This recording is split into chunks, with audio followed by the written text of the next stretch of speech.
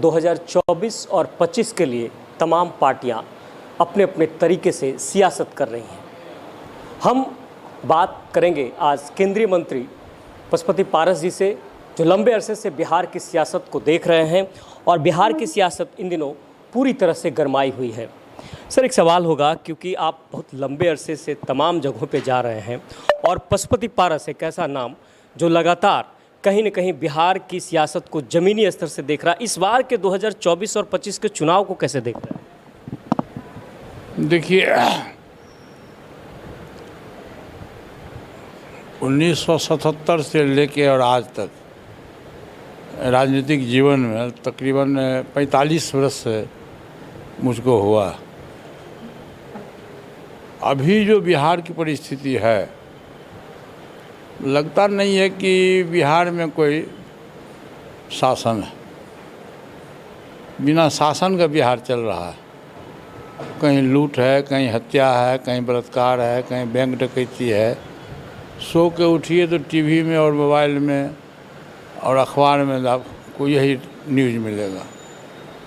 आप अभी देखे होइएगा कि सासाराम और नालंदा की जो घटना है, तो आरजेडी के लोग कह रहे हैं कि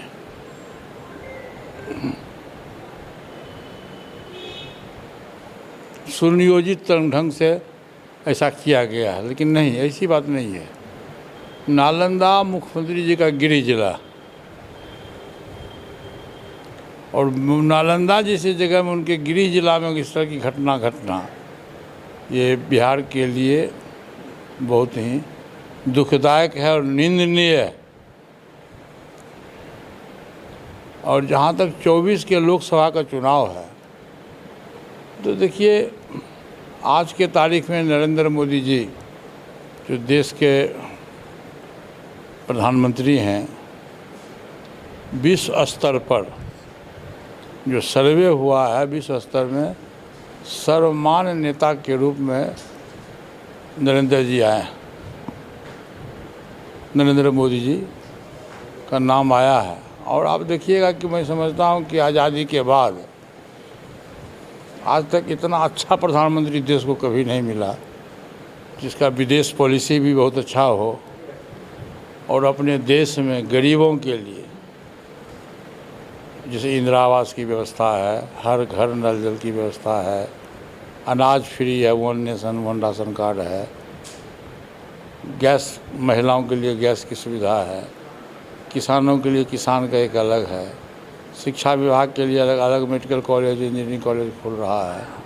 जो लोग बीमार हैं, जिनको कोई देखभाल करने वाला नहीं था, उनके लिए 5 लाख रुपया तक फ्री इलाज की व्यवस्था है। तो सभी तबके के लोगों को, 81 करोड़ लोगों को अभी फ्री राशन कार्ड मिल रहा है पूरे देश में, 1 नेशन 1 राशन कार्ड में।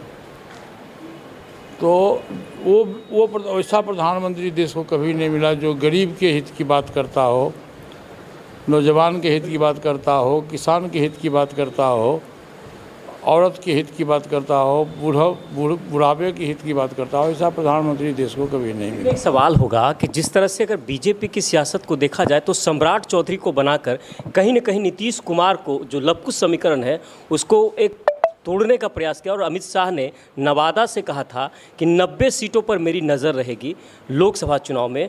और ऐसे में आपका भी एक अहम रोल है, क्योंकि आपके साथ 5 जो सांसद हैं, बेहद अहम रोल रहता है। तो इस चुनाव को लेकर पशुपति पारस जी की क्या रणनीति? देखिए, हम एनडीए गठबंधन में थे और आज भी पूरी ईमानदारी से, और जब भी चुनाव होगा तो हम एनडीए गठबंधन में हैं और रहेंगे।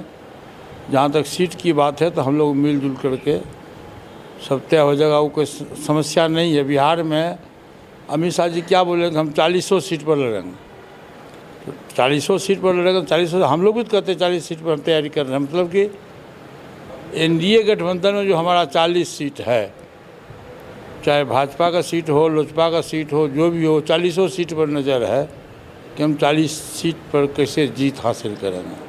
चिराग की राजनीति समझ में नहीं आती। आज चिराग ने कुछ देर पहले कहा है कि जहां नीतीश रहेंगे वहां मैं हरगिज नहीं जाऊंगा, चाहे कुछ भी करना पड़े। तो ऐसे में क्या लगता है किस तरह की सियासत वो कर रहे हैं? और अभी तक वो पत्ते नहीं खोल रहे हैं कि जब समय आएगा तो बताएंगे। तो समय कब आएगा? पत्ता तो खोल दिए, कल तो आया उनका बयान कि मैं 40 सीट पर चुनाव लड़ूंगा। और आप देखे हुइएगा कल जो मुकामा की जो घटना है वो बहुत ही निंदनीय घटना है। वो मुकामा बाबा चौहरमल जी का जन्म स्थान है और बाबा चौहरमल 1313 ईस्वी में उनका जन्म हुआ था। मुकामा टाल में एक पासवान समाज किसान परिवार में उनका जन्म हुआ था।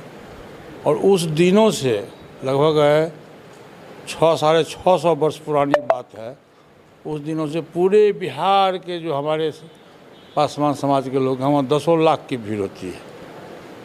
और उसमें प्रत्येक साल भीड़ होती है।